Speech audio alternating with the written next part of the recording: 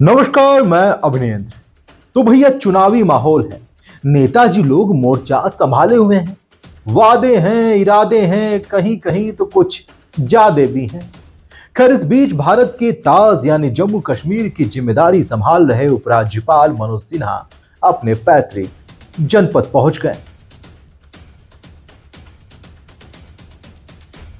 अब भैया पहुंचे भी क्यों ना, उनका जिला है, यही पले बड़े हैं, राजनीति की है, कई बड़ी बड़ी उपाधियों से नवाजे भी गए हैं, भाजपा के मजबूत नेता रहे और अब उपराज्यपाल हैं।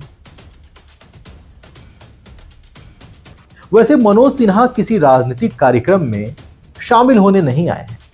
वो तो शायद वैसे ही आए हैं जैसे 2022 में आए थे।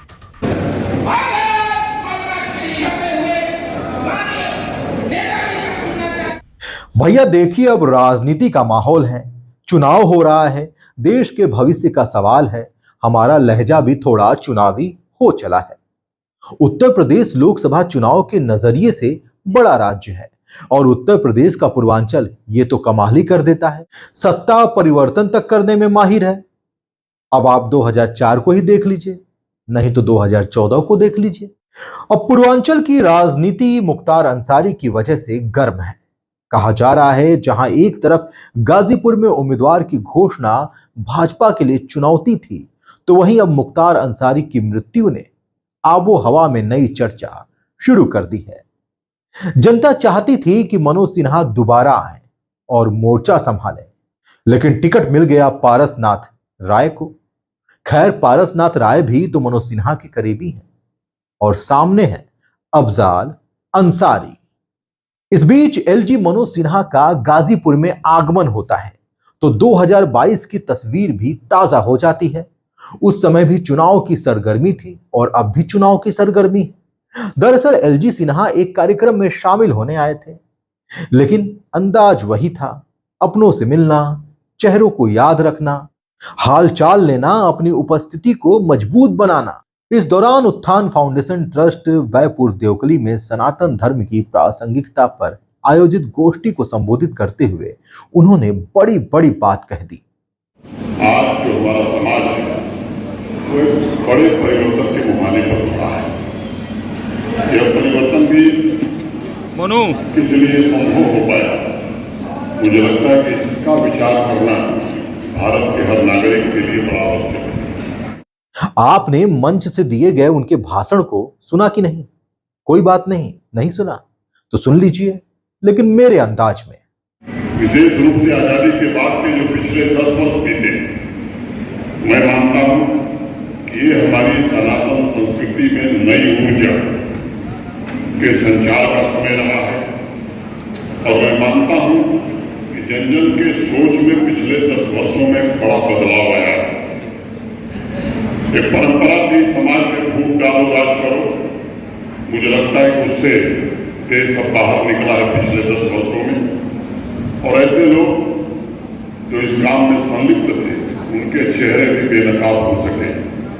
और मैं आवश्यक मानता हूं ये जो काम हुआ है इसे भारत के नागरिक गाजीपुर के नागरिक पहचाने और फिर से इस तरह के प्रयास सफल न हो इसकी हम कोशिश करें। अगर आप विचार करेंगे तो मुझे लगता है कि भारत का मन बदला है, भारत की चेतना बदली है और समाज सनातन धर्म के अस्तित्व को पुनर्स्थापित करके देश को विश्व गुरु बनाना चाहता है, इसके लिए तत्पर है देश। खैर, बयानबाजियां भाजपा के नेता कर रहे थे, लेकिन इस बार एलजी मनोज सिन्हा ने भी कुछ वैसी ही बात बोली। संबोधन की ये वाली लाइन तो सीधा कहीं और निशाना लगाती है। प्रसिद्ध संत दरिया साहब उन्होंने कहा भी कि प्रेम ज्ञान जब उपजे चले जगत में झार, कहे दरिया सतगुरु मिले पारक करे सुधार। अगर आप विचार करेंगे तो मेरी राय से सहमत होंगे कि आज सनातन संस्कृति की प्रेम ज्ञान की नई धारा सभी बंधनों से मुक्त होकर के चल निकली है, चल पड़ी। देश के मन को समझकर तथा उसके विकास के उपाय को सुनिश्चित करके नए भारत के सृजन का मार्ग उसी तरह से प्रशस्त होने लगा है।